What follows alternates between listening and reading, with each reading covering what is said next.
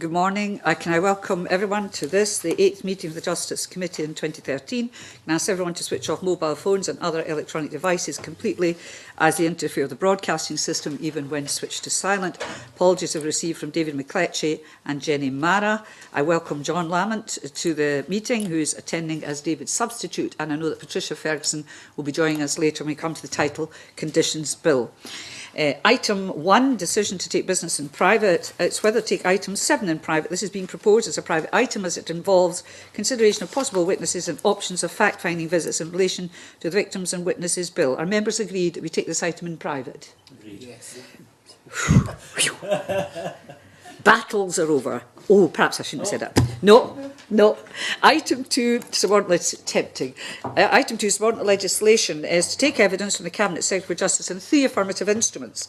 The Draft Police and Fire Reform Scotland Act 2012, Supplementary, Transitional, Transitory and Savings Provisions Order 2013, the Draft Police and Fire Reform Scotland Act 2012, Consequential Modifications and Savings Order 2013, and the Draft Police Investigations and Review Commissioner Investigations Procedure Serious Instruments and Specified Weapons Regulations 2013, and I welcome the Cabinet Secretary and the Scottish Government officials. Welcome to Cabinet Secretary and to Christie Smith, Head of Police and Fire Reform Division, Stephanie Virlogeux, Senior Policy Manager, Jean Waddie, Policy Analyst, and Andrew Campbell, Solicitor. And can I ask you, Cabinet Secretary, if you want to make an opening statement on all 3 instruments? Thank you, Convener. I'm pleased to be here today to discuss these 3 statutory instruments, which are among the last remaining pieces in the legislative jigsaw to enable the Police Service of Scotland and the Scottish Fire and Rescue Service to go live on 1st April this year. The Supplementary and Transitional Provisions Order is key to achieving a smooth transition to the new services. It ensures that everything done before 1st April will continue on and after that date. Warrants and licences will continue to be valid, notices and directions will still be enforceable, legal proceedings can continue without interruption, and any reference in any document to the old services will be read as a reference to the new. It also makes arrangements for the completion of the final accounts of joint boards, which will be abolished on 1st April. The Consequential Modifications Order is the final part of the exercise of identifying amendments consequential in police and fire reform. Over 400 separate acts and instruments have been considered, and around 250 have been amended to reflect the new names and structures of the single services. The Police Investigations and Review Commissioner regulations are the final step in the process to deliver independent scrutiny of the most serious incidents involving the police from 1st April. That's a crucial part of providing assurance to the public and maintaining confidence in Scottish policing. The Police Investigations and Review Commissioner and his team are well prepared to take on this role. The Commissioner has worked closely with partners, including ACPOS and the Crown Office, to establish what capacity and capability will be needed to deal with investigations. Investigation staff with the skills and expertise needed to carry out effective investigations have been recruited and are in place now. The Commissioner will have agreements in place on 1st April with key partners such as the Police Service so that they can work together effectively.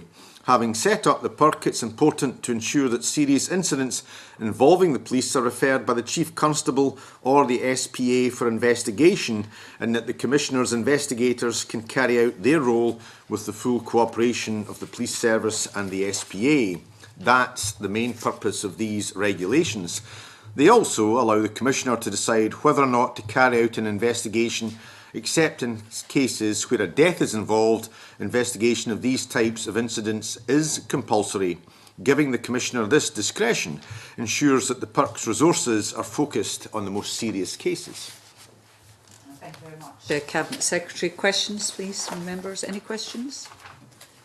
John? Thank you, Convener. Good morning, Cabinet Secretary. I've got a question about the 3rd instrument in relation to the Police Investigations and Review Commissioner. I just wondered if you could expand on what options or what avenues are available to a complainer in the event if where the Commissioner refuses to investigate. What other options are open to the complainer in terms of his complaint? Well, we'd be able to go the Lord Advocate if it matter that related to a criminal offence. Equally, otherwise, he would be either able to write to myself or indeed raise it with any other member of the Scottish Parliament who could seek to raise it with them. But the formal structure that has been set up, the PERC replaces the Police Complaints Commissioner of Scotland, which is the body independently established meant to look at these matters, and you're thereafter into a world of seeking to lobby through politics or indeed seek to hold myself accountable in Parliament. John. Graham, followed by John Finney. Good morning. A couple of questions to go through with the detail of this stuff. One's to some extent cosmetic. We see in the newspapers that the new service is called Police Scotland, and yet, you know, within the Act it has a different nomenclature. Does that offer any difficulty in terms of the future of the service, that it's got a different title as it presents itself in public, or is that not a consideration? I don't think it is any consideration. It's not a contractual matter in terms of how they're referring to themselves, and equally I think I remember being asked when we were discussing this matter about whether matters could be localised with Police Perth or Police wherever.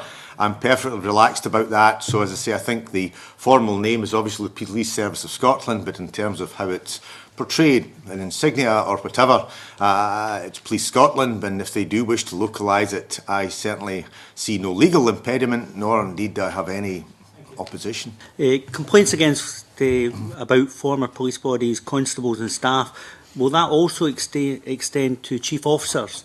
Arrangements in place for chief officers, as a point I raised earlier?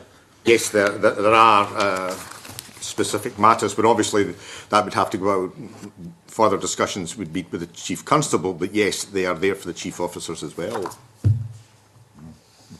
There is, going back to a point that was raised by my colleague John Lamont, the role of the PIRC, and there's mention in the policy document that where a crime is suspected, the PIRC becomes involved. It's still not clear in my mind who decides and who's in charge of the investigation. Will it be the PIRC staff and members, or will it be the Procurator Fiscal and Crown Office? How will this actually work in practice? It's essentially the same as with any other investigation. The Crown has primacy, and what's envisaged is there will be a number of circumstances in which the Crown would find it convenient to instruct the PERC to carry out the investigation. There may be circumstances when they don't, and they instruct another police force or some other kind of investigator, but the PERC is there to carry the vast majority of such investigations, but on the criminal matters, reporting back into the Crown as any other investigative agency would. The police come across a set of circumstances where either, hopefully not, but a police officer commits a crime or a member of staff commits a crime. Would it be expected that they would deal with that circumstance as they would normally, arrest, produce evidence and report to the Procurator Fiscal, or as the policy note seems to indicate, they would send for PIRC and they would do the investigation and report? No, I think the normal, if anyone suspects an offence has been created, they would follow all the normal procedures, Procurator Fiscal and so on. I think what we're saying is where there's a serious incident, which is not necessarily on the face of it immediately a criminal incident, but if the PERC or anyone else, the authority or anyone else, thinks that it may involve criminality, they would then refer that back to the Procurator Fiscal. Boards obviously coming to a conclusion at the end of March. Does that have any implications for redundancy for councillors who are currently involved in boards? Is there a financial implication there? Not as far as I'm aware. The position is that doesn't count as redundancy, if you like. It's the same as if a council had decided to abolish one committee and create another one. It does have implications for individual councillors, but it's not a form of employment, and it doesn't bring with it redundancy provisions. One other point that... Come back to you if you yes, please. Find it. I've got John Finney now, please. John. Thank you, Convener. Maybe a clarification from Mr Smith and then another general question, if I may. Mr Smith, you talked about, in response to a question from Mr Pearson, that perhaps another police force would investigate. What other police force could investigate crime in Scotland? any other police force. I mean, the Crown, in a sense, can ask anyone to investigate. So I think that would be perfectly possible. Unusual, and we're not envisaging circumstances where it would happen. But ultimately, the Crown decides how crime is investigated in Scotland. Significant challenges around police officers not trained in Scots law undertaking any investigation. Sure, the Crown would absolutely take that into account in deciding who was best to investigate. Okay, thanks. To the Cabinet Secretary, or indeed yourself, with regard to the Police Investigations and Review Commissioner, it's been the case when other bodies have been set up in the past that people have sought to revisit issues. Is there an expectation that will happen with this new setup? And also, generally, what level of retrospection could be applied to any investigation that could be initiated? Two matters I've obviously been having discussions with the Commissioner, because we have continuity with Mr McNeill agreeing to stay on, exactly the same as I've had discussions with the Lord Advocate, and I can say I'm not aware of any intention of the Lord Advocate ever to instruct the force out with Scotland, but clearly, as Christie says, that right remains. But I think in terms of this, I think we've already seen a well-balanced situation run by the Police Complaints Commissioner in Scotland as he moves into his new role and title. I think we can anticipate that he will continue to exercise, I think, a good judgment and balance to sift out what he views as vexatious or lacking in any significant basis, and whether that's historic or contemporary, I think he will continue to operate the same procedures. Yes. I wonder, Cabinet Secretary, I suspect that this is just a continuation of previous arrangements, but was any consideration given to discontinuing the situation whereby a Chief Constable can, quote, pay rewards for exceptional diligence by constables and staff from the former? Because in many respects that's a highly divisive payment regime. The approach that we've taken generally with these regulations is to carry forward existing terms and conditions of service for constables. So the ability to pay rewards is part of those terms and conditions. Therefore, at this stage, we haven't sought to change that. I mean, I take the view that these are matters between the Chief Constable and the representatives, whether it's ASPs or the SPF, and we've not sought to intervene in any way, and therefore we've simply considered matters, and it will doubtless be the ongoing discussions that take place on a regular basis between officers and their representatives and those who are their employers, whether it's the Chief or the authority. Thank you very much. Thank you, Commissioner. Graham, have you found your other question? Yes, I have. Page 15 of the brief, it talks about Regulation 6, and it's the use by a police officer of any item to cause or attempt to cause injury to a member of the public can be treated as a serious incident. Then it goes on to describe that, I think in mind, it's the type of situation where an officer doesn't have access to their own protective equipment and perhaps uses some other device to protect themselves. Would it be seen that on every circumstance, if an officer became engaged in such a set of circumstances, that the PIRC would be involved, or would it be sufficient that the Procurator Fiscal would receive a report, would look at the circumstances and would make a judgment whether or not further inquiries were necessary? In the brief, it looks as though it's almost automatic that if another instrument was used other than a baton, then the PIRC would be involved. Your description of the situation is correct, Mr Pearson. That kind of incident would count as a serious incident, which is something that the PIRC may, but not must, investigate. One final question. The committee received correspondence, as it does all the time, from various members of the public concerned, and this particular piece of correspondence was concerned about an openness in terms of the investigation of the police and an ability to be seen to be accountable, and a concern that because of circumstances where we now have a single police force, it will be difficult for the authorities to show fairness and openness in investigating complaints. Amongst the evidence that was evinced in the report was the fact that many former police officers are now employed within PIRC. What view do you take of that, and do you see that as being a long-term policy, or would you like to see PIRC to be more and more independent as they gain experience? I mean, I think, first of all, people should rest assured that, any malfeasance or actions that are unacceptable or illegal will be dealt with, I think, by the police, and which feeling in matters dealt with by the Crown and indeed by PIRC as a successor to Police Complaints Commissioner Scotland. I think we've also got to remember that the PIRC also have matters such as investigation of sudden deaths, where I think it's clearly been dealt with by police officers. It's not the investigation in terms of the additional matter coming in.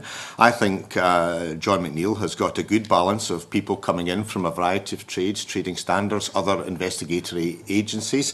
I think some of these matters will come from a culture that will grow up under the PIRC, as I think John McNeill and his predecessor got the right balance in terms of a culture of being firm and hard where it was necessary, but equally not suffering complaints that were perhaps viewed as more malevolent towards individual serving officers.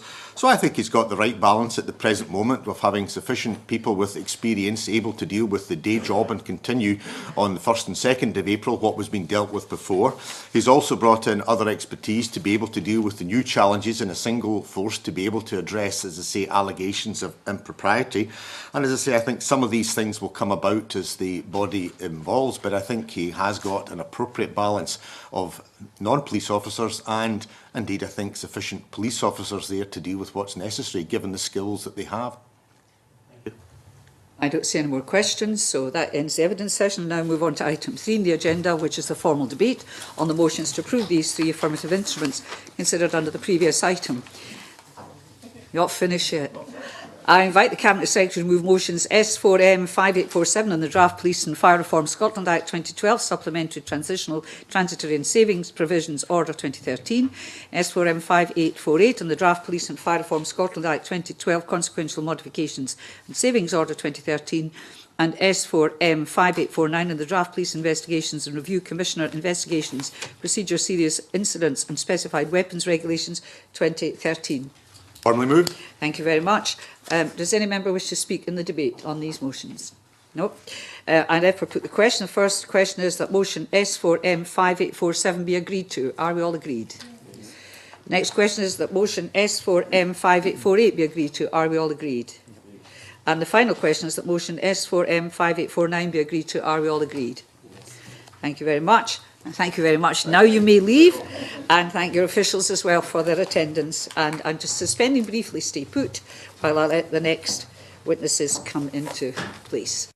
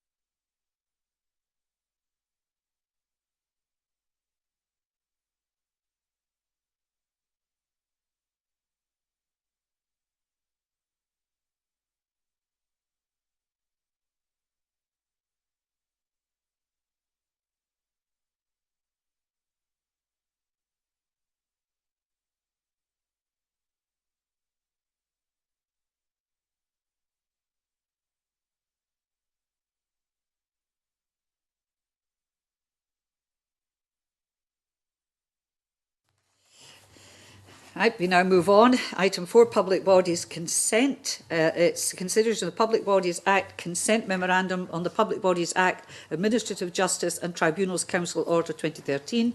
Members will recall that we agreed last week to take evidence from the Minister for Community Safety and Legal Affairs on this memorandum, and in advance of that session to seek her views on submissions made to UK Justice Committee by the Scottish Committee of the AJTC and the Law Society of Scotland. Minister's response is Annex D of your paper, that's paper 2. And Annex E, we also have views from the petitioners of PE 1449, which urges the Scottish Government to preserve an independent Scottish Administrative Justice Council when the AJTC is abolished. And I welcome Minister for Community and Legal Affairs, Community Safety, and Legal Affairs, and Scottish Government officials, Linda Pollock, Head of Policy and Tribunals and Administrative Justice, and Michael Gilmartin, Solicitor, and this is an evidence session. Minister, you wish to make an opening statement, do you or not? Yes, I do. Thank you very much, Convener. And this, as you've indicated, is in regard to the making of the Public Bodies Order, which was laid before the UK Parliament on the 18th of December with the intent of abolishing the Administrative Justice and Tribunals Council, including its Scottish Committee. So I just want to update the committee on the Scottish Government's intentions on how we will support the work of administrative justice and tribunals in Scotland post-abolition. As you know, the UK Government first announced its intention to abolish the AJTC in 2010. The Scottish Government was consulted at that point, and whilst we appreciated the useful work that the AJTC and the Scottish Committee in particular had provided, we did also recognise that we were at a time of reform in Scotland. For example, the Scottish Government had just at that point established the Scottish Tribunal Service, and we were also in discussions with the UK Government about their commitment to transfer functions from reserved tribunals to Scotland. Therefore, it felt timely for there to be a new structure in Scotland to support the changing landscape. Clearly, it has been some time since the original proposal by the UK Government to abolish the AJTC was first announced. The prolonged delay in abolition did create some uncertainty, and this is why I confirmed last year that my intention post-abolition would be to maintain some of the functions of the Scottish Committee through an independent advisory committee. And at this point, I asked the Scottish Committee to provide recommendations on what they thought was necessary to support administrative justice and tribunals in Scotland. The Scottish Committee convened an expert working group and undertook a consultation, providing a report to me on 30th January.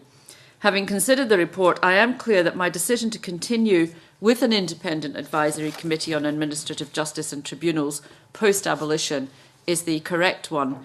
And my intention is that the new advisory committee should have the remit of championing the needs of users of administrative justice, and this should be done through the advisory committee keeping a strategic overview of the whole of the administrative justice system in Scotland, identifying to the Scottish ministers any issues affecting the administrative justice system in Scotland which may require government attention, ensuring users of the system are listened to and their interests are represented, and encouraging networks and the sharing of good practice amongst practitioners. We are at an important stage of reform in tribunals and administrative justice in Scotland. The Scottish Tribunal Service, whilst established, is still relatively new.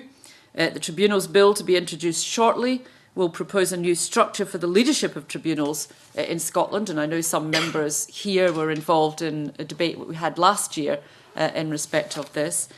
We do still await confirmation from the UK Government on its timing to transfer functions of reserve tribunals to Scotland, and we are starting development of a strategy for administrative justice in Scotland. And that's why I want there still to be expert independent advice and scrutiny of administrative justice and tribunals here.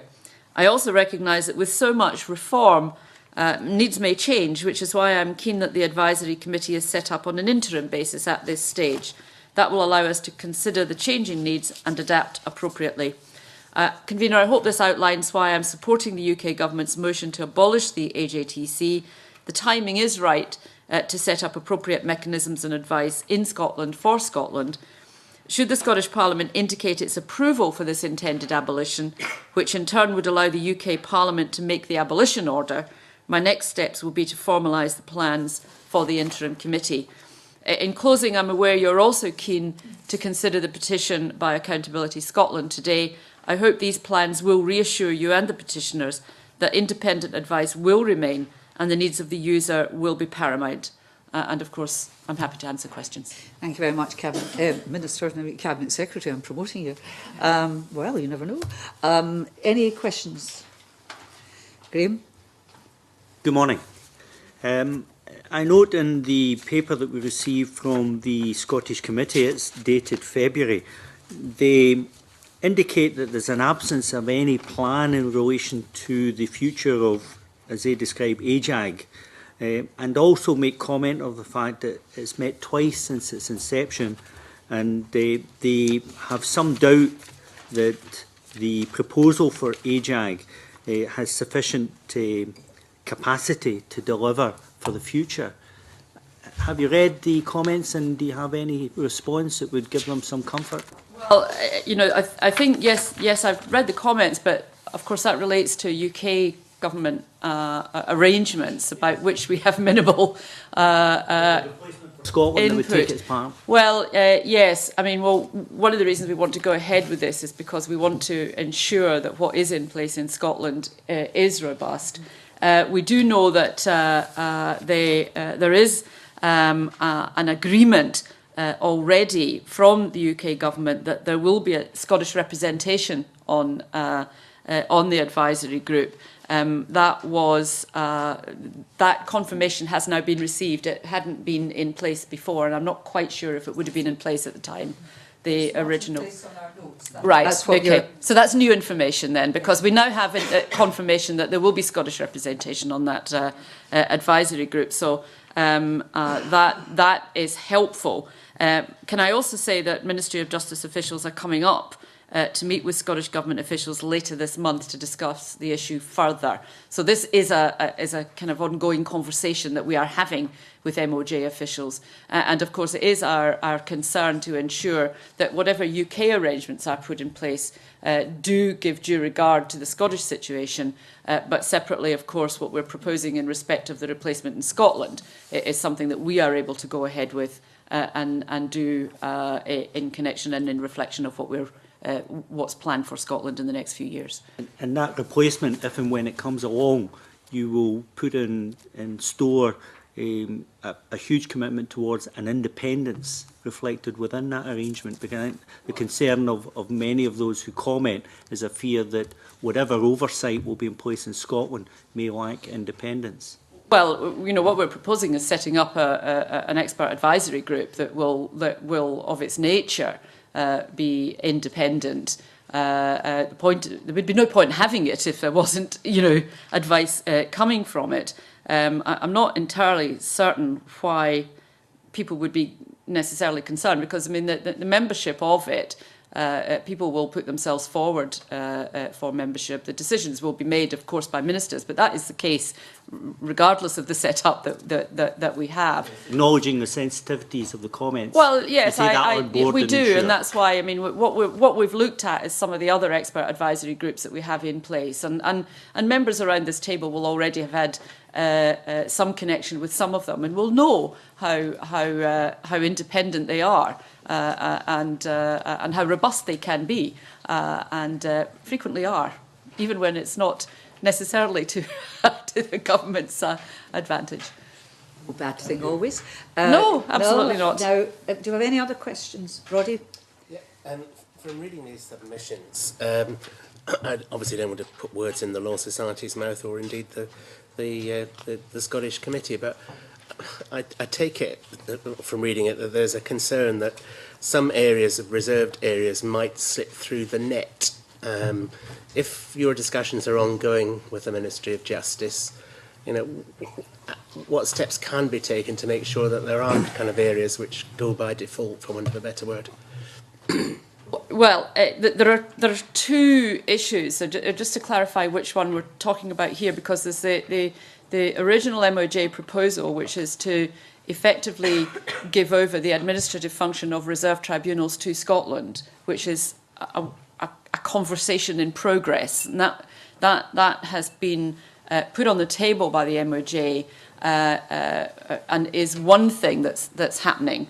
The other thing in relation to this particular one is the UK government putting in place its own arrangements post-abolition, and that was where we were concerned to ensure that there was Scottish representation on their group, to make sure that we had appropriate input. The issue of the detail that I suspect you're talking about ultimately is a matter for the Ministry of Justice and the UK government, and while we can continue to monitor it, it is difficult for us to step in and insist on something different happening when it comes to reserve tribunals. So there are two sets of conversations which are close but not the same, That includes at least one unresolved issue in terms of the administration of the reserve tribunals, which in a sense would solve the problem, but is not a finite. That conversation hasn't come to an end yet, so that's still a process. And the arrangements that the UK government is putting in place and how that will work for reserve tribunals in the meantime.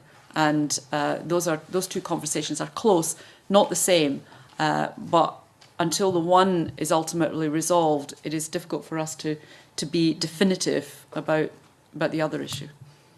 If that makes sense, yeah. I'm sorry, that sounded a bit convoluted. I didn't mean it to be convoluted. Yeah, but would you advise the Law Society of Scotland to kind of make representations to the MOJ? If I know the Law Society of Scotland, there are already very vigorous representations being made to the MOJ. And we, of course, are also in constant contact with the MOJ. As I indicated, MOJ officials will be up here just in a couple of weeks.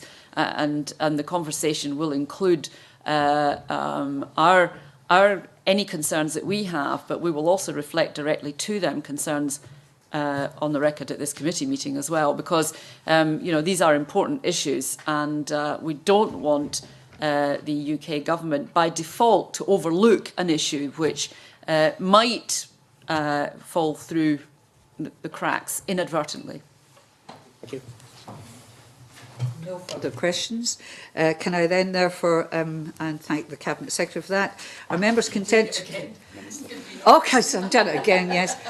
Perhaps there's something in the runes that I don't know about. On we go. Are members content to recommend the draft motion set out in the memorandum and Annex A of your paper be agreed to? Thank you very much. Can I say to the committee we're required to report our views in the memorandum. The Parliament will consider this report at next week's meeting because Parliament must agree the motion before Easter recess. Does the committee also wish to send a copy of the OR from this meeting to the Scottish Committee of the AJTC and the Law Society? They've no doubt they're paying attention anyway for their information. Yes. Does the committee agree we should formally consider petition PE 1449 at a later date? Do members want to seek the petitioner's views on the Minister's latest proposals relating to the petition in advance of its consideration? Yes, we'd be doing it's formally considered. Yes, do we want to just do it in writing? Okay. Can I thank you very much, Minister, and your officials for your attendance. Thank you very much.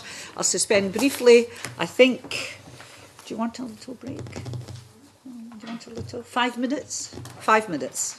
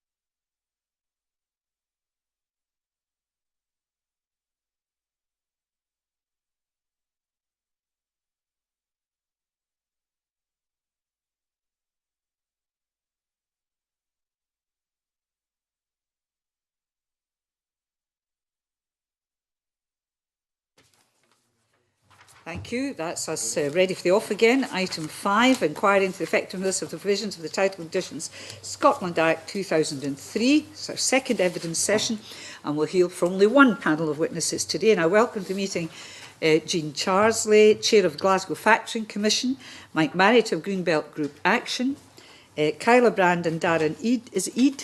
Or Eid? Thank you very much, from the Office of Fair Trading. Jean Charlie's written submission was emailed to members on Friday, and hard copies have been placed on your desks. Now we go straight to questions from members, but can I say to the panel, just indicate to me if you're going to answer, and just look at me appropriately or whatever, and your microphone, I'll call you and your microphone will then go on. You don't need to press buttons or anything like that, okay? Questions, please, members. John? Thank you, Convener. I'd like to ask Mr Marriott, what was the initial impetus for setting up your group, please? Mr Marriott. Well, part of it was a problem with the developers. When we bought our homes, we were not told anything about this arrangement until we got a letter through about 12 months later from Greenbelt Group saying that they're going to take ownership of the land, they're going to manage it for the life of the estate, and you've got to pay us what we want, when we want it, and you can't dismiss us, you can't sack us. It's a legally binding contract, and that's it. And I looked into it and I thought, well, this is not right, there's something wrong here. Which led me to look into the Title Conditions of Scotland Act, some consumer regulations and things like this, and it just mushroomed from there. Can I just clarify that you're saying no solicitors gave you advice that there would be a management fee or anything of the kind? You were never ever told about it? Never. What we were told in the sales office was there's a one-off fee of £150 paid up front for the maintenance of the landscape. I received a copy of the missives. There was nothing in the missives whatsoever about this agreement. And then when it came to moving in the house, my solicitor never contacted me at all with regards to any information. Now, I did go back to the law firm who were representing me or did the conveyancing, and they said, yes, it's a standard arrangement, but they didn't get a copy of the deeds until 2 weeks after or before I moved in. In other words, I'd signed the missives, which is the contract of sale, in November 2004, and they didn't get the deeds, a copy of the deeds and details of the arrangement until, was it March 2005, for a move-in date of April 2005. I'll just leave that there just now, because I mean you have up until the date of entry. In fact, matters can change. The missives are a contract, but they're not concluded until there's exchange of the money and entry. So I'll leave that there just now. I just wanted to clarify, to give you the opportunity to say whether a solicitor had advised you. It's your position that you were not advised there'd be any of these obligations. So that's a matter for you and your solicitors. Yes, John. Thank you. It actually was to have been my second question, so I'm glad that's been clarified. Where do you think the responsibility lies for sharing that information with you, Mr Marriott? Well, there's two areas. I think the sales office, who were selling the homes, they should have advised me. So as I gather that this arrangement had been agreed between developer and Greenbelt long before the homes were built. So the developer knew what the costs were likely to be. They knew what the arrangement was, and really they had no right to withhold that information from you when you were considering buying the home. And at the very least it should have been in the missives, because that's the contract of sale. And I mean, by the time our solicitor got the information, even if he did tell me and I wanted to back out the sale, it was too late, because I'd sold my previous house and I was living in temporary accommodation at the time. Presumably your first action wasn't to set up a group. Did you follow a complaints procedure in relation to any of the people you dealt with at all? Yeah, I wrote to Greenbelt and I said, well, this is not right. I mean, there's something wrong here.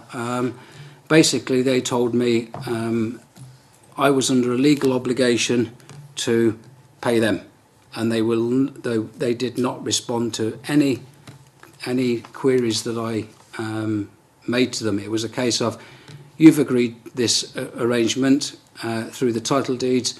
It's a legally binding contract, just pay up.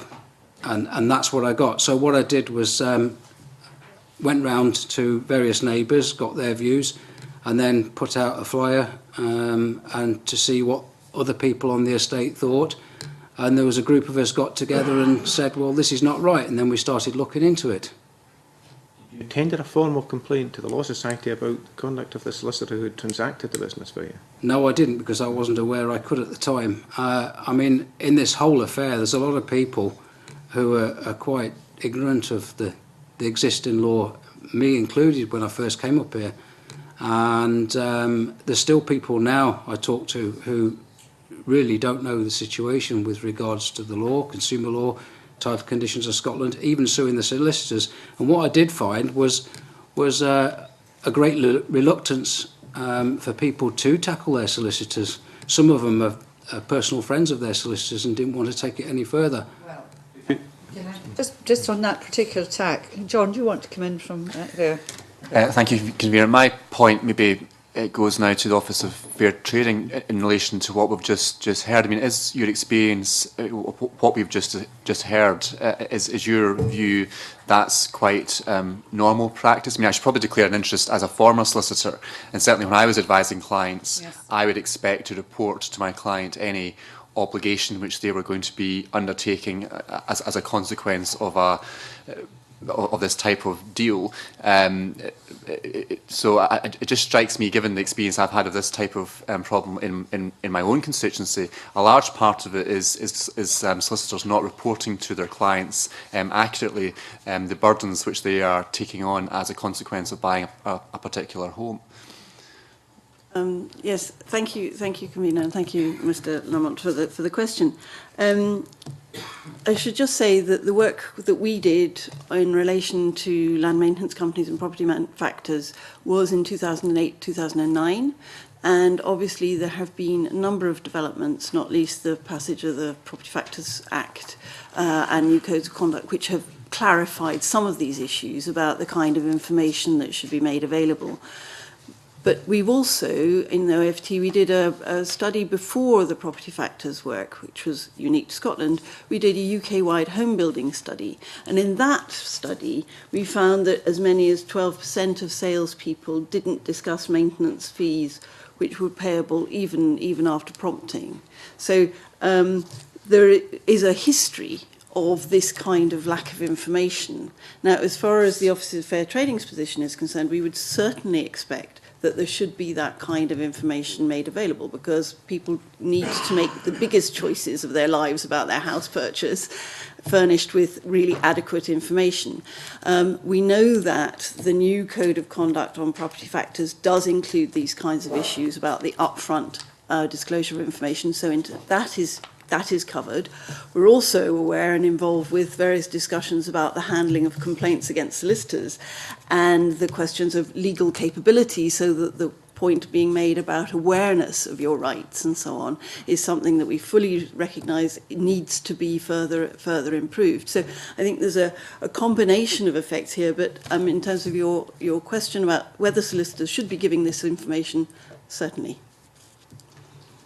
Well, I'd say I have to declare an interest as well, also, if John's doing as a former solicitor, and certainly I think the majority of solicitors, if I may say, in good practice, would certainly advise purchasing clients of what obligations will be coming down the road to them. Whether the clients listened to that is another matter, which is understandable if they're very keen to purchase something and just sweep it to the side. I'm not suggesting, Mr. Marriott, you did, but just it can happen that, you know, a client doesn't necessarily take it and say, well, that doesn't matter, I don't care about paying that, you know, and then reality strikes home when they're into a contract.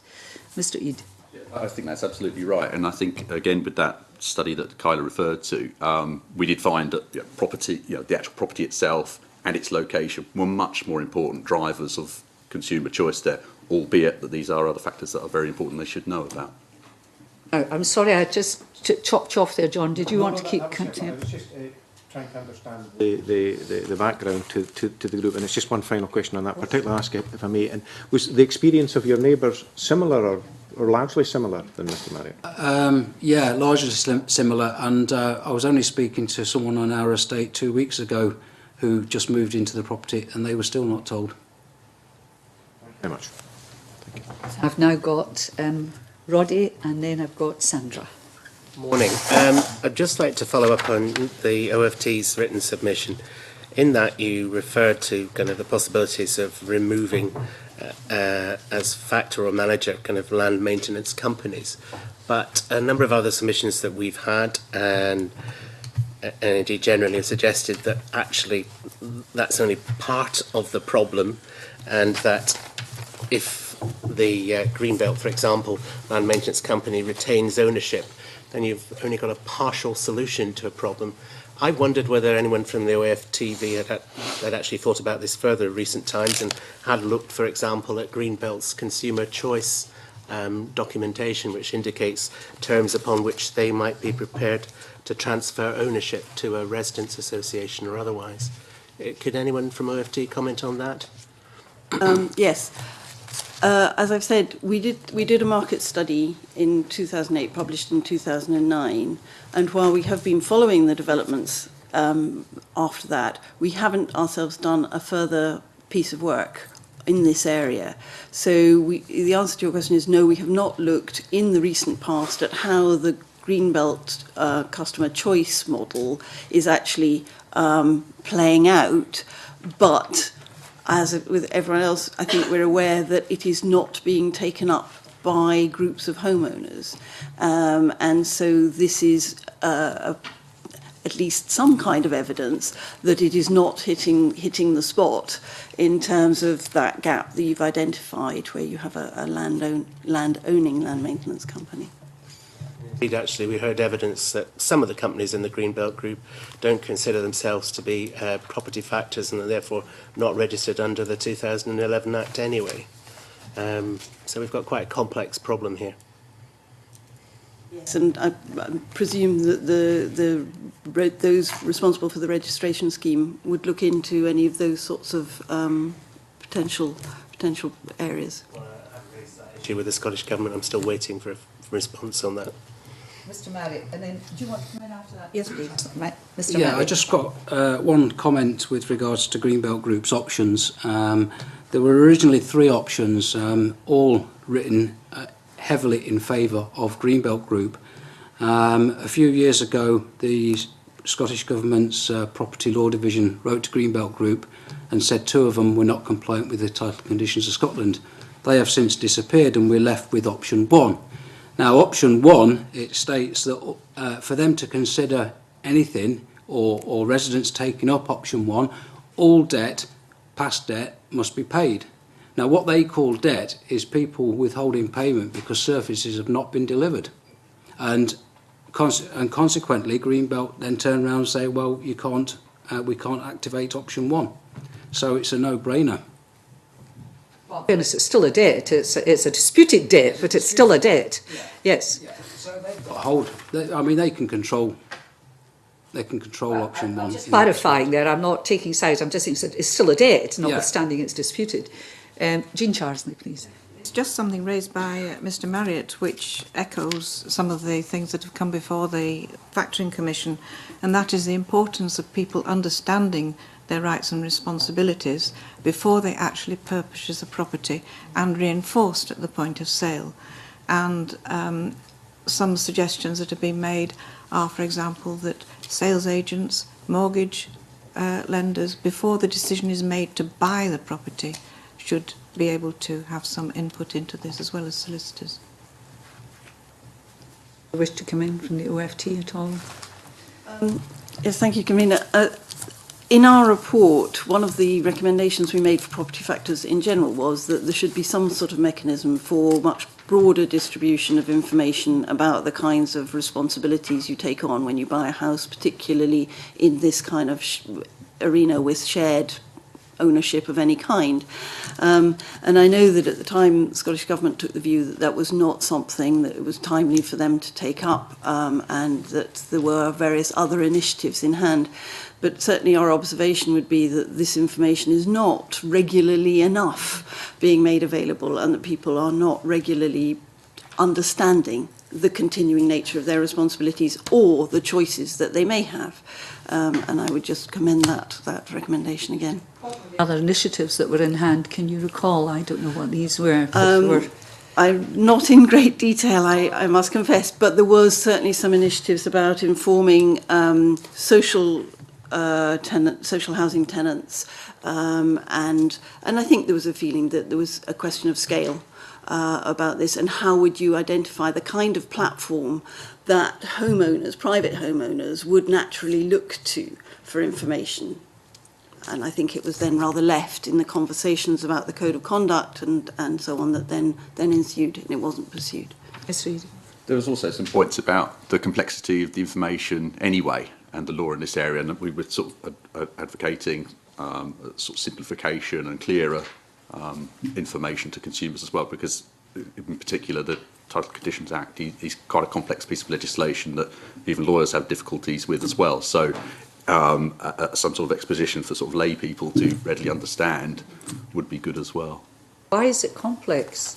I don't understand. If you're telling me people own land that's around a development, and they're also going to be charging for the maintenance, and you're going to have to pay that for a long, long time, and it seems to me that it's difficult for the people who form that settlement to have sufficient numbers to change the management. That doesn't sound complex to me. That sounds quite straightforward. I mean, you know, why is it so complex to tell people? It's that on the consumer side, there can be quite a lot of inertia in terms of sort of engaging with the issues as well. So explaining it in simple terms, getting that's inertia. That's not complexity, though. That's my point. I mean, well, it's complex to organise that sort of thing. I see. Right. You wanted to come in that, Patricia, did you, about the information? Yes. Patricia Ferguson. If I may, thank you very much, convener. Thank you for allowing me the opportunity to be here today. I wonder if colleagues from the OFT would agree with me that the fact that where there is where the property is not new build and where there is a home report, the fact that the existence of a factor has to be flagged up in the home report is helpful, although not necessarily something that people's eye immediately goes to. And that in fact that is part of the problem, because people are often enticed by the prospect of a new home, are thinking about how much the mortgage will be, what new furniture they're going to buy, and become very excited about all of that, and only really appreciate that there is going to be this other charge, albeit from Greenbelt or from any other property factor, at the point at which the bills start to arrive. And that breaking down that kind of information gap and making the existence of a factor of any description is actually quite important, but quite difficult to do as well. I think you've made that point much more eloquently than I did. Thank you. All right, I don't mind. Anybody else in the witness panel want to comment on that? Mr. Marriott. I'd just like to say that if you say to a prospective homeowner there's going to be a factor, everyone understands factoring with regards to communal spaces in flats where the homeowner actually owns part of those communal spaces. And there's a vast difference between that and the land maintenance model, where the land maintenance company actually own the land. And it's because of that land ownership we've actually encountered the problems we have. And that doesn't come across clear in any home report. The issue of putting something in the home report is extremely interesting. Sandra. Thank you very much, convener. Good morning, panel. I wanted to ask a question, particularly in the round, and then particularly, look at one area. Jean Charsley has mentioned it in her submission. Now, the factors and developers say that the 2003 Act strikes the right balance between homeowners and managers, and I just wonder what the panel's thoughts are on that particular one. And picking up on Jean Charles' submission in regards to 2/3 majority to change factors, particularly with absentee landlords, etc. I wonder if you give some comments on that particular one as well. If there's anything else, you find it particularly difficult if people want to change factors or managers in regards to bad service, if the 2/3 majority is something that stops them from doing that.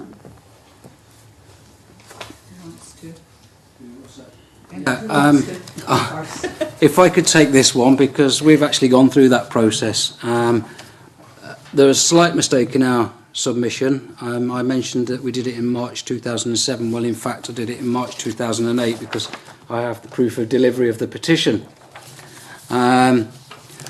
We went through a process of sort of asking people views on the estate with flyers. We set up a website. I actually gave my email address out for people's comments. And we had an initial meeting with a few interested parties.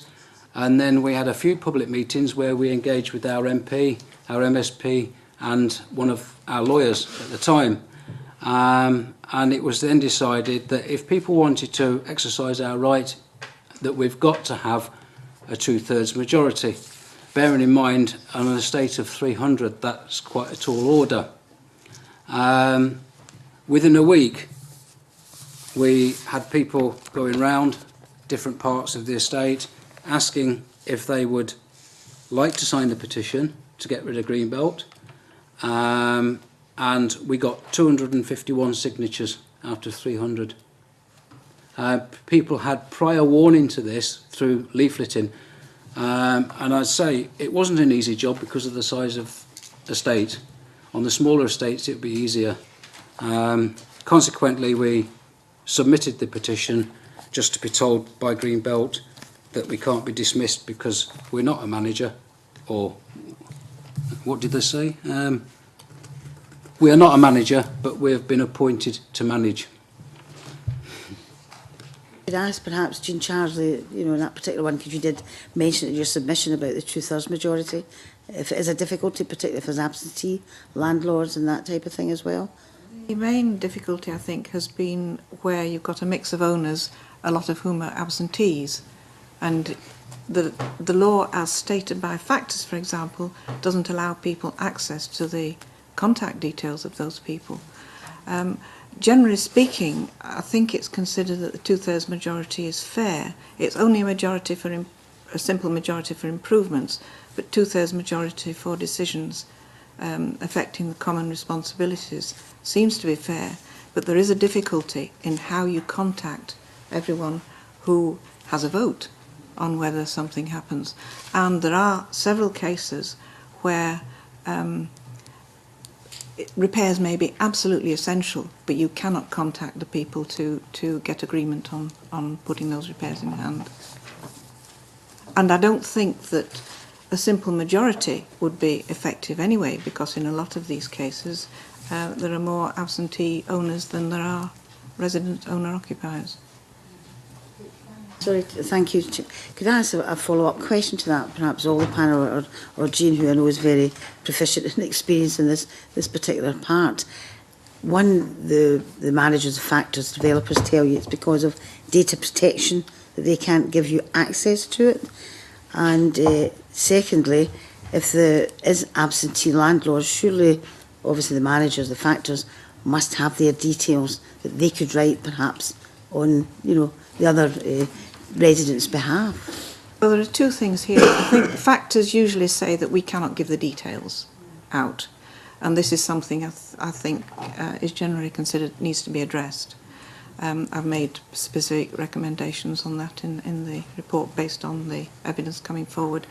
I've forgotten the other one. You're thinking? No. I was answering the second part, and I've forgotten the second part. Sandra, could. You're thinking, trying to work out what the second part was. Yes, that's right. That doesn't matter. Happens to us all. Happens to me every time. What was saying was basically, obviously Jean has answered the question that factors will say it's data protection, but surely if there is such a huge repair, like maybe a whole roof caving in, factors must have the details of the owners, and it should be on the factors, basically, responsibility to contact these owners, but they don't tend to do that. Well, I think another problem that underlies this is that not everybody has a factor. The assumption of a lot of the arguments that have been put forward is that everyone has a factor, and this is certainly not the case. Factors also have problems in getting the money for repairs, and will withdraw from a building altogether if they're not paid or can't get the money. So there is a real problem about accessing information, how you contact the people you need to speak to in order to organise repairs. Yeah, Patricia Ferguson, do you want to ask a question or give more evidence? I'm not bothered. I'm afraid, Convener, this is one of these situations where I'd probably be happier at that end of the table than this end of the table. I've been trying to think how creative I can be about framing questions here. So I suppose I would say to Jean Charlie, and we've discussed this matter before, I think, at the Factoring Commission in Glasgow, and there can be a problem of accessing information about who the owners actually are, particularly when the owner is not the person living in the property. However, would I be right in thinking that one way around that is to, in the absence of the person living there, is to consider the landlord registration that takes place, but also the Registers of Scotland, which has the information about all owners. So there are actually options that can be followed. They might take a little bit of effort, but those are things that could perhaps be pursued. Not all absent. Brilliantly done, yes. Yes. Yes. Not all people who refuse to pay are absentee. And this is a serious problem for people who are expected to fund that missing amount, which can be considerable. Now, if they don't know, if the factors won't tell them who hasn't paid, because they say that's protected by data protection, how are they going to resolve this, even by discussion? I don't think people understand what routes exist already for finding the information. It is very difficult for homeowners who have no experience in this field to know where to go. So there doesn't seem to be any advice offered to enable people to access this. But I think even though the registers have information, the registers won't necessarily allow you the information to contact the people because they don't give the current address or contact details. And just an additional point, Convener. I think part of the difficulty about this sharing of information is exacerbated because individual homeowners are very often acting individually in relation to the factor. And our research certainly showed that where there is some kind of residents association and there is some sort of collective group, they are far more effective in their management of the relationship with the factor, or indeed dealing with the situation where they may choose not to factor and to manage any contracts for maintenance and so on themselves. And so that's a critical point, because if you do then have some kind of corporate body, you have a different opportunity for gathering and sharing and holding that kind of information, even about those who might not be active within the association. Yes, Waddie. Sorry, is this a supplementary or something completely distinct? I'm next Graham and then Alison, then Rod. Thanks. Just a couple of questions and good morning. To record for evidence for the committee, we've been supplied with a document creating Greater Outdoors Customer Care Charter for Greenbelt. You might be familiar with the document. Mike Marriott. I've seen numerous documents which change constantly. Okay. Whether or not you have a disagreement with the company, do you find that they act against the guidance that they offer their own staff? Do you find that that document is fulfilled in reality? No. Okay, that's fine. I just wanted to get your reaction to that. Second point was about common areas and public ground.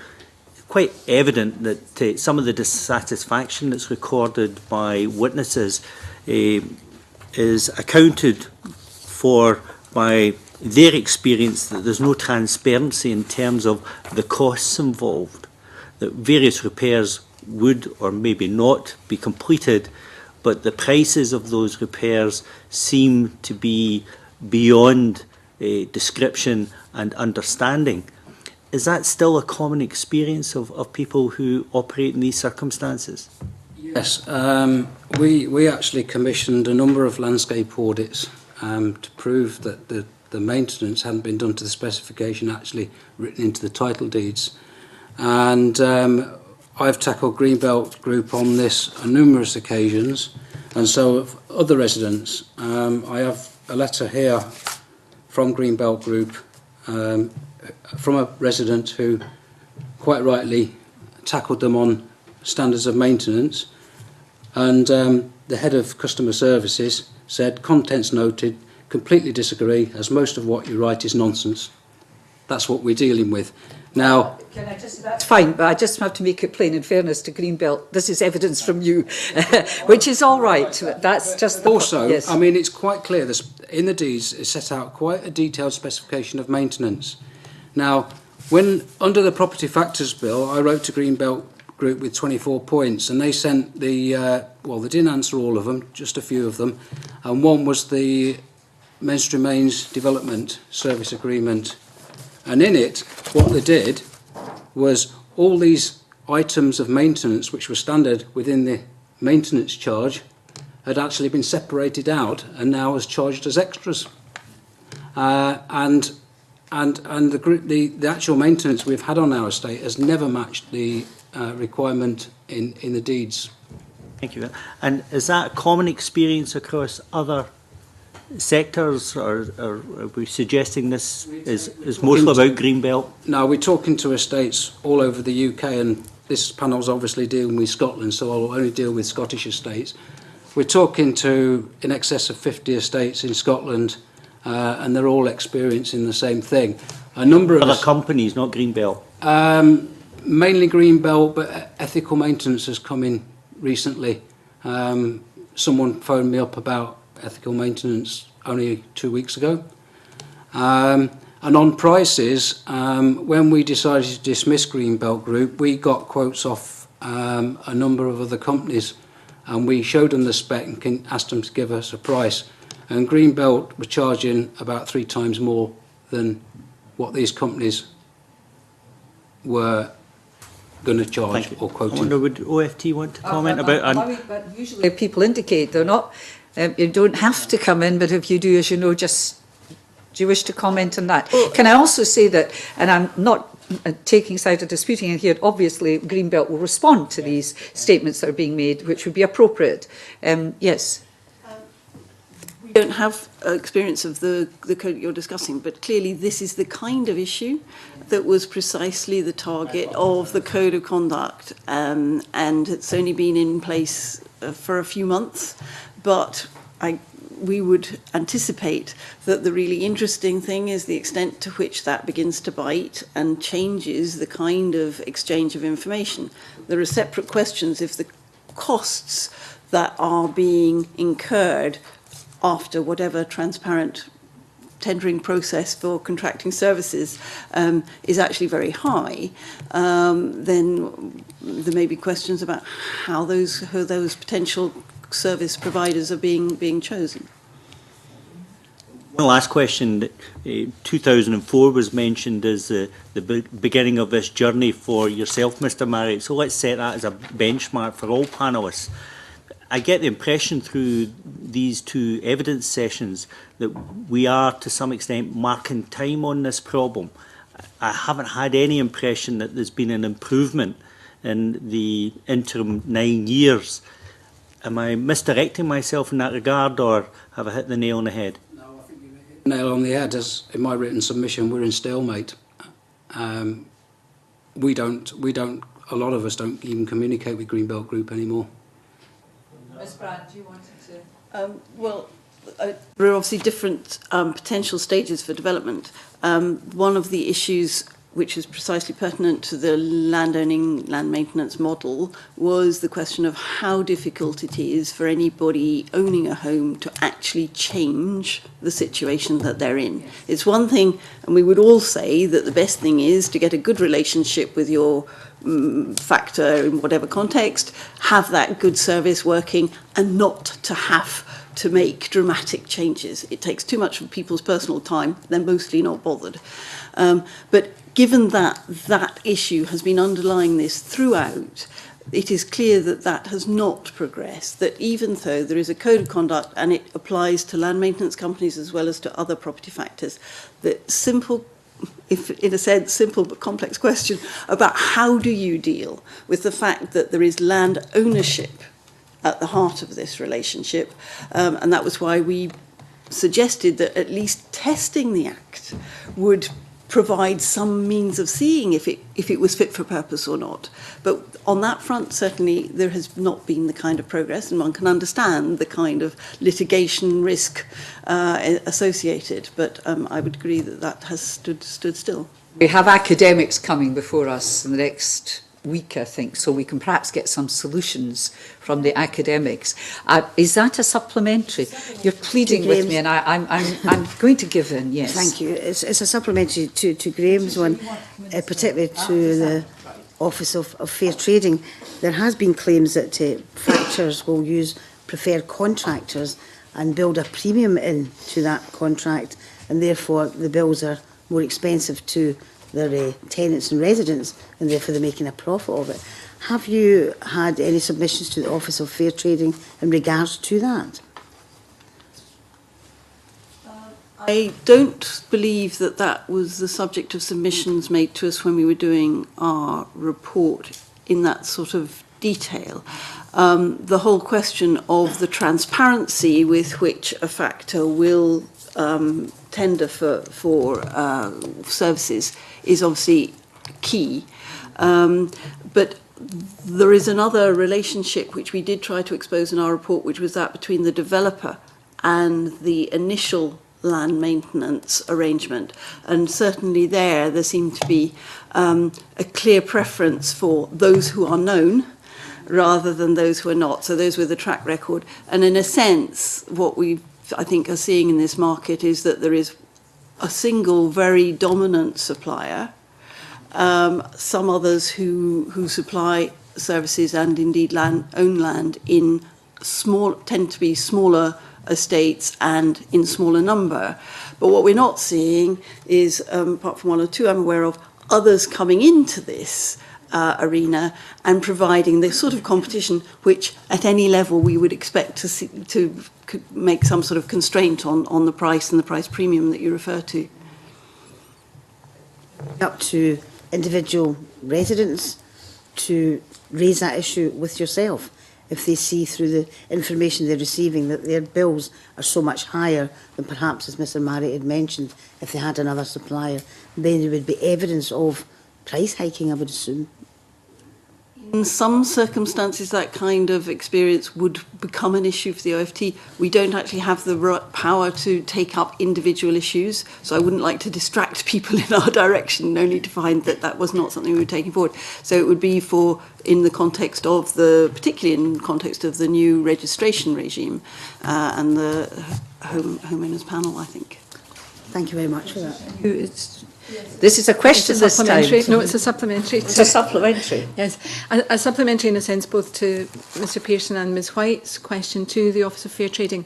And I wonder if you would agree with me that it is actually quite important to differentiate between the landowning maintenance companies acting as factors and factors per se, as most of us would understand them to normally exist, in the sense that it was always recognised that the landowning maintenance companies were a particularly hard nut to crack, and that they are included in the Property Factors Act 2011 as far as it was possible to do that at the time, but that it was always recognised that they could not be covered in exactly the same way as traditional factors could be within the scope of that Act, but that it is actually quite important to differentiate between the two types of factors because they do throw up different problems in different situations. I think we've already, forgive me, I think we explored that last week and also appreciated there is somewhat a relationship between developers, if I can put it tactfully,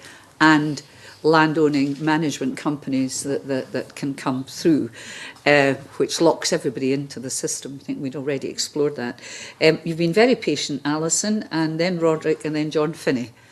Convener, I want to stick with the landowning maintenance issue because certainly in my constituency it's caused significant problems, and I know that Consumer Focus Scotland also did some research, and that's where the high level of dissatisfaction is. And there's two strands, as we've heard this morning. We've heard quite a lot about the lack of knowledge of the arrangements and the charges at the outset, but I'm particularly interested in the actual standard of the maintenance and how we resolve the problem that people residents actually feel about the level of maintenance and their inability to control that. I mean, previously local authorities used to obviously carry out all of this sort of maintenance through charging a capitalised maintenance fee, and it was developers trying to drive that down that I think led to the setting up of Greenbelt and another way down. I wonder if there's anything within the planning process that could be used to stop this happening in the future. Would it, I don't know, perhaps the panel's not in a position to say, but would it be possible for the local authorities during their planning process to insert planning conditions as to how the land should be maintained, and would that be a sensible way forward? Yes, I think with regards to the maintenance specification, the councils do have a hand in that. I mean, the specification in our deeds is quite clear and exact. But I think in the planning process, certainly when our estate was built, the councils have been particularly lax in this area. I've been working closely with our MP, Gordon Banks, who has been dealing with the council on this issue. And it appears that if the developer didn't want to pay the commuted sum, all they had to do was prove they had an alternative. And all they did to the council was say, yeah, we've got an alternative, here it is. The council just signed it off without actually looking whether it's fit for purpose. Consequently, I had a meeting with Gordon Banks last week, and he informs me the council now are going to make it very difficult for future developments to be put in private ownership. And I think that is an area where the planning authorities can actually take the initiative, because as our colleague with the OFT has already said, the key to all this is land ownership. Greenbelt own the land, they have every entitlement and quite right to be able to own the land, just as we have every right to own the land. The problems is the link between the landowner and us residents. And does anybody else wish to comment on whether there are opportunities in planning? Ms Brand.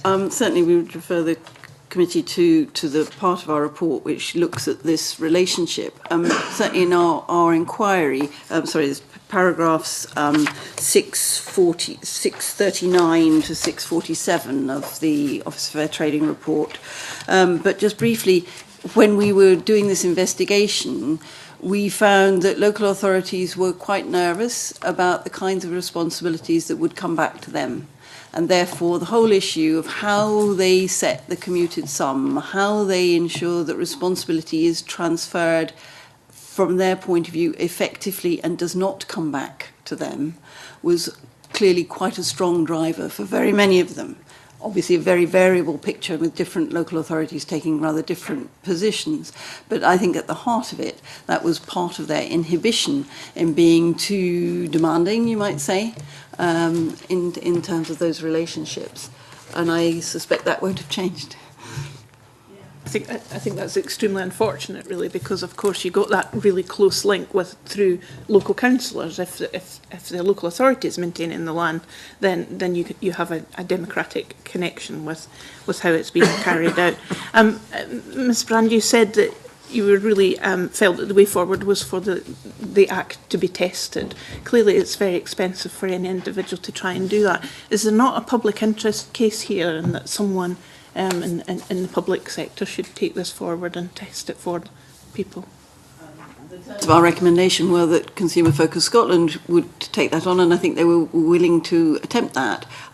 There was a high litigation risk, and of course Consumer Focus Scotland no longer has those responsibilities. So it's not, I'm afraid, obvious to me who would have that kind of handle on this at this moment. And it may be that in a sense things have moved in one sense on, because there is a worry that unless it's more than just being able to ascertain how the Title Conditions Act would work, but a real demand for an alternative. I'm surprised that a man or woman of straw has not come forward to test the legislation. Is that, or perhaps there's problems with legal aid, civil legal aid for it? Is that the case? Do you know? Or? I I'm not aware, but some of those who've been more active in the field may know of attempts to actually try to take a case. But I think it is being aware that there is likely to be a counter case made in favour of the current arrangement, that it could be opening up a very lengthy and costly legal process. However, one of the tests for legal aid, apart from showing cause, is that there's some public interest in pursuing it. And it seems to me that I'm quite surprised that it's not gone down that route, but perhaps we'll hear something later if somebody's listening to our evidence on this and maybe tried that route. I've got Roderick, then John, you are on my list. Supplementary. Do you mind if he leapfrogs? No. Yes, that was very hesitant. Yeah. John, right. Thank you, Convener. Thank you, Laura. It was on, and indeed Alison was going to ask a series of questions I was going to ask, and it was just to follow up on one aspect of that. I think Ms Brand talked about the nervousness of the local authorities, quite nervous, I think you said.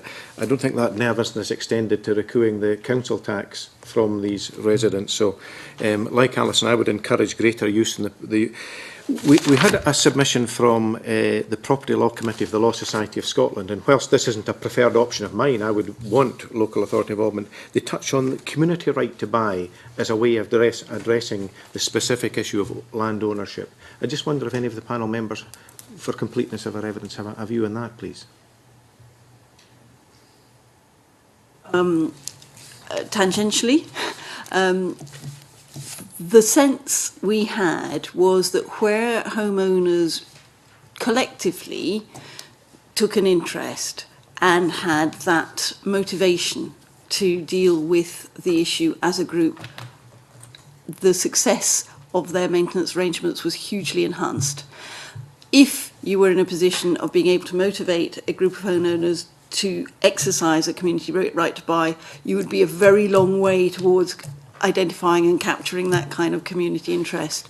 And so it would seem to be quite a strong contender for a successful long-term arrangement. But undoubtedly there are other aspects about community right to buy which we're not expert in. Now, Mr Marriott, is that perhaps more in your field, is it? Has there been thoughts on community right to buy in your...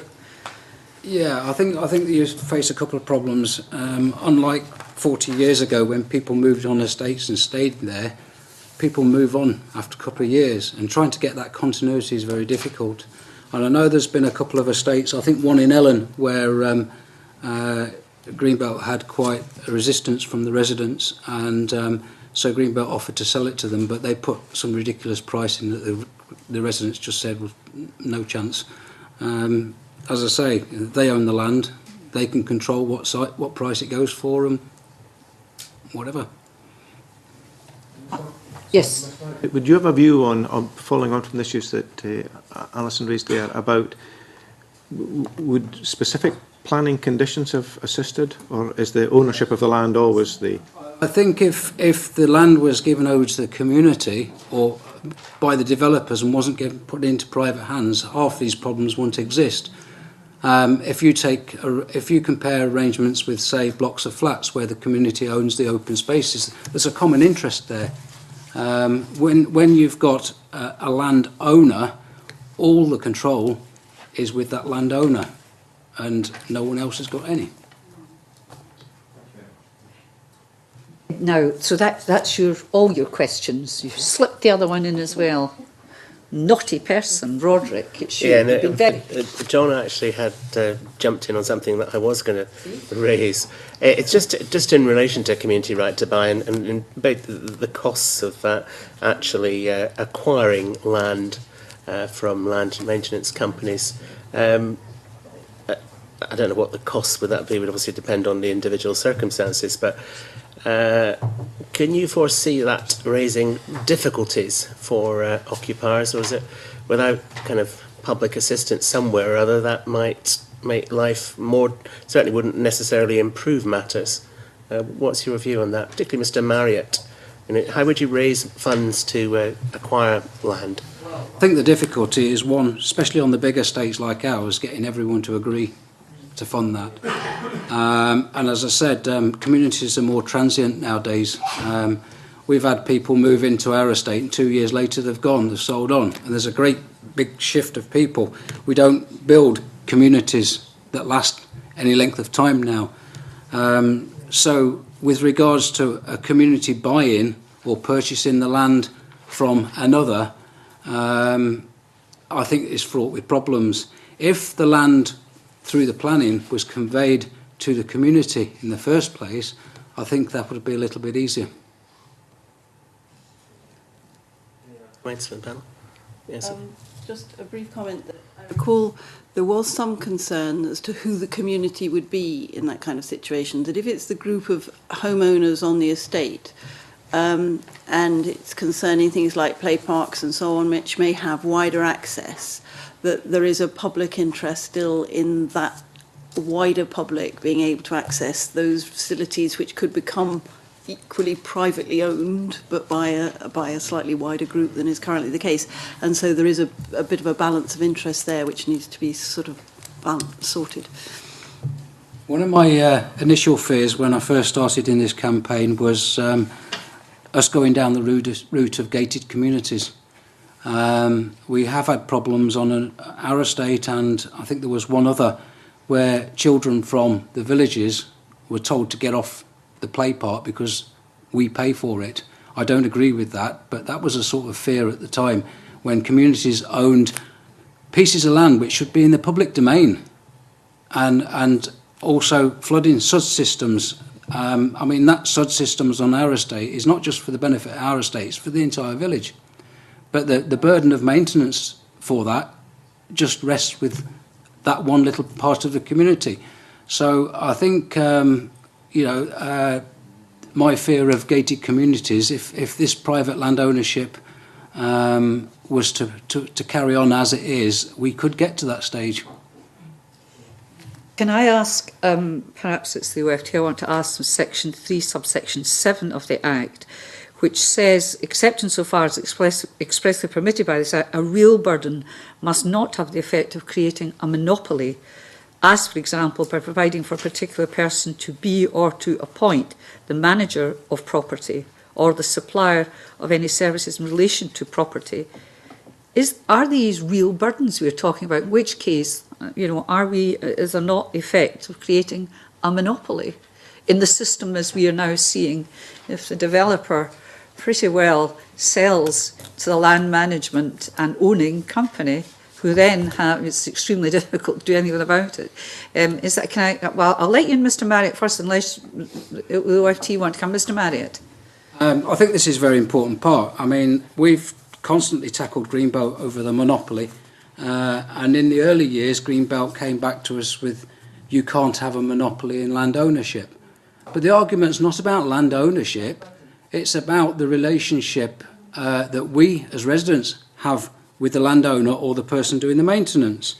It's a burden that we're talking about, yes, which is a duty to do something for on land, yes. Now, I've got a number of statements from Greenbelt on Greenbelt letterheaded paper, and it's Greenbelt is obliged to manage and maintain the amenity areas for so long as it's the owner of the areas in question and the residential development exists. Given funding for that, management comes from residents. And that was back in 2009. But this year we got a statement through the Property Factors Bill, and it's the authority to act, estate management arrangement. And it says all homeowners pay an annual fee for Greenbelt looking after this land. Greenbelt is obliged to manage and maintain the land for so long as we are the owner of the land in question and the residential development exists, given funding for that management comes from residents. Well, if that's not a monopoly, I don't know what is. Can I ask the OFT if you wish to comment about whether or not that would be, even perhaps if one could find somebody to test the Act, that might be something to be tested? It certainly is one of those areas, convener, which we didn't, I think, find we could provide a categorical answer to. The fact that if they are real burdens, for us, the issue became that the unfair terms of contract regulations for which we have a responsibility would not bite, because that would be another route of consumer protection in this sort of arena. But the question about whether how this ostensible monopoly situation is introduced into a land ownership situation is clearly one that has not been bottomed by any of the experience to date. That's a contractual matter, is it not? If it is a burden that is introduced, then that supersedes the contractual relationship. I understand that. What I'm saying is where your role is where it's contractual between developer and land management owner company. That's a contractual arrangement? Not quite. We're involved with the unfair terms of consumer contracts. So it's where there is a contract with the consumer, or in this case homeowner, and rather than business to business. Yes. That's a contractual matter with which you are not engaged, but it is a contractual matter. Sandra, it's all right. You're popping in again. Do you want to ask a question, a final, or no? Have we finished with run-up questions? Well, can I thank you all very much for your... Oh, I beg your pardons. I've finished the question, but not the evidence. Yes. May I say that one of the things that the Factoring Commission is doing this month, is looking at whether the law as it stands enables the problems we've discovered to be addressed, or whether there are additional measures required. And I can say that the Commission will be making some presentations of proposals to government to try and address those. I'm not talking about the social and economic aspects, but the ones affecting property law as a whole. For that, because we may be doing a report in relation to this brief inquiry, but I need to put you on the spot, but you can let us know whether, if we could have a look at that before we do our report. That'd be useful. If we can't, we could have that as an addendum. The report will go to Council before the recess. It will then be distributed among other people to comment on, and the finished report would be sometime in the summer. But if you have a timetable, we could perhaps see if the Commission could produce something for you. Could you tell me what your timetable is? The committee's got another evidence session next week, and we have to consider our way forward, but we'll come back to it. But we've got a time scale for doing a report. I think we considered, was it not an interim report? Am I dreaming again, or did we suggest to you, that we're going to think of an interim report? We'll be discussing that next week. One plea I would make is that when you're considering title and condition, you consider the common interest of people in keeping their buildings repaired. So you're considering not just individuals, but the property. I'm sure shouldn't just be the people on the top floor that see that the roof's repaired. Yes, Mr. Can I just make one more point? Tagging on to your last question with regards to the Section 3, the monopoly. Section 3 also states repugnant with ownership, and I think that should be taken into account strongly. Okay, thank you for bringing that to our attention. Can I thank you all for your evidence? And brief suspension. I think we're moving into item 6.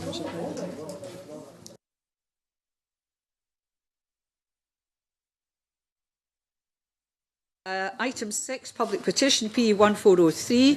It's consideration of the petition by Peter Morris on improving support and assistance to victims of crime and their families. The petition was referred to us by the Public Petitions Committee for further consideration as part of our scrutiny of the Victims and Witnesses Bill. Do members have any comments they wish to make on the petition at this stage? Team, attention. Do you want to make any comments, or are you content to consider the issues raised in this petition as part of our scrutiny of the bill? I think that's good way forward. A lot of the points that seem to be taken up in the bill. Right, we now move on into private session. Thank you.